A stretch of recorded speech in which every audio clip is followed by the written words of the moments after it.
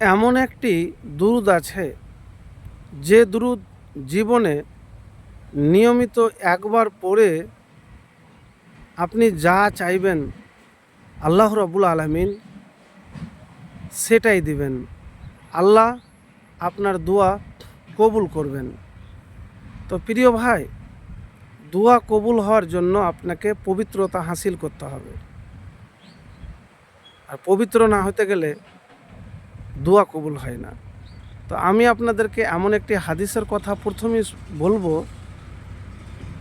নবী করিম সাল্লাল্লাহু আলাইহি ওয়াসাল্লাম বলেছেন, আল্লাহ হলো পবিত্র, আর পবিত্র ছাড়া তিনি কোনো কিছুই কবুল করেন না। এক ব্যক্তি সফরে আছে, সে সফরে থাকা অবস্থাতে দুইটি হাত উঠিয়ে আল্লাহ রাব্বুল আলামিনের কাছে দোয়া করলেন। তো হাত উঠিয়ে দোয়া করছেন।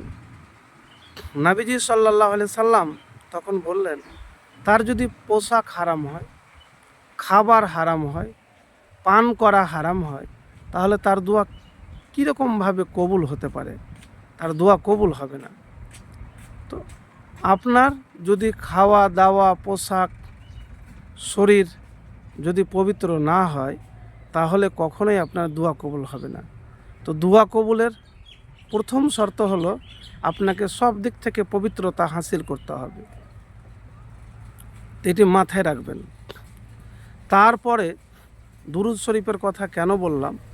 দুরূদ শরীফ না পড়তে গেলে দোয়া কবুল হয় না। উমর ইবনুল খাত্তাব রাদিয়াল্লাহু তাআলা আনহু তিনি বলেন, যখন কেউ দোয়া করে আর দোয়ারতে দুরূদ না পাঠ করে, তার দোয়া জমিনের ওপরে আসমানের নিচে থেকে যায়, আরও সে পৌঁছায় না। তো দোয়া করতে আপনাকে যদি দোয়া করেন, তাহলে অবশ্যই দুরূদ পাঠ করবেন। দুরূদ না পাঠ করতে গেলে দোয়া কবুল হয় না। আর কোন দুরূদ পাঠ করবেন সেই দুরূদটিও আপনাদেরকে বলবো। আল্লাহুম্মা সাল্লি আলা মুহাম্মাদিন ওয়া আলা আলি মুহাম্মাদ কামা সাল্লাইতা আলা ইব্রাহিমা ওয়া আলা আলি ইব্রাহিমা ইন্নাকা হামিদুম মাজিদ। আল্লাহুম্মা বারিক আলা মুহাম্মাদিন ওয়া আলা আলি মুহাম্মাদ কামা বারাকতা আলা ইব্রাহিমা ওয়া আলা আলি ইব্রাহিমা ইন্নাকা হামিদুম মাজিদ। তো এই দুরূদ শরীফ আপনি পাঠ করবেন।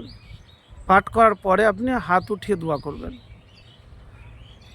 হাত উঠিয়ে দোয়া যদি নিয়মিত করতে পারেন, তাহলে ইনশাআল্লাহ হতে পারে যে আপনি যে সমস্যাতে আছেন, যা প্রয়োজন আছে, দ্রুত পূরণ হয়ে যাবে। আপনি যা চাইছেন। তো দোয়া কিভাবে করবেন আমি প্রত্যেকটা ভিডিওতে বলে দিই। তো আমি আবারও আপনাদেরকে বলে দেব যে আপনারা দোয়া করার সময়তে তাড়াহুড়ো করবেন না। দোয়া করার সময়তে তাড়াহুড়ো করবেন না। দোয়া যখন করবেন তখন বিশ্বাস রেখে করবেন, ভরসা রেখে করবেন। অনেক ভাই আছেন দোয়া তো করে কিন্তু ভরসা রাখতে পারে না, বলে আমার দোয়া তো কবুলই হয় না। তো এইরূপ আপনি বলবেন না ভাই। আপনি দোয়া করবেন ইনশাআল্লাহ আল্লাহর প্রতি ভরসা রেখে। দোয়া যদি কবুল না হয় আবার দোয়া করবেন, আবার দোয়া করবেন, করতেই থাকেন দোয়া। যখনই কবুল হয়ে যাবে আপনি যা চাইছেন সেটাই পাবেন। তো প্রিয় ভাই, একবার কষ্ট করে দুরূদ পাঠ করে দোয়া করুন। আরেকটি কথা আপনাকে বলবো, দুরূদ পাঠ করতে গেলে শুধু আপনার যে দোয়া কবুল হয় তা নয়, একবার দুরূদ পাঠ করতে গেলে আপনার 10টি গুনাহ আল্লাহ মোচন করে দেন, 10টি রহমত আপনার প্রতি বর্ষণ করেন। একবার দুরূদ শরীফের আমল করে দেখুন।